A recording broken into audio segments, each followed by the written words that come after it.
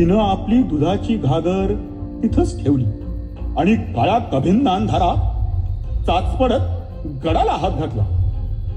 दगडाला धरलं, कपारीत पाय ठेवला, निश्चय पक्का केला. पुढचं पाऊल टाकलं आणि हिरकणी झपाझप गड उतरू लागली.